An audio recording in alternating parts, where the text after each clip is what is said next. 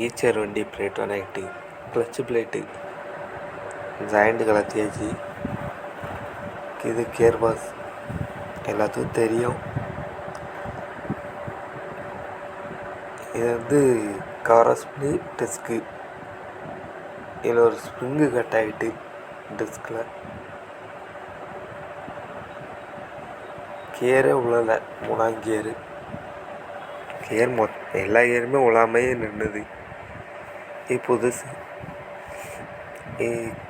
அந்த டிஸ்கில் எழுதியிருக்கோம். Disc side, gear box side, flywheel சைடுன்னு எழுதியிருக்கோம்.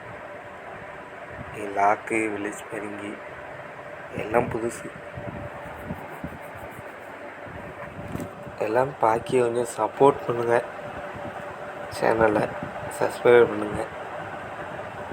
எல்லாம் மாட்டியாச்சு. வண்டி மூவிங் பண்ணி பார்க்க போகிறோம்.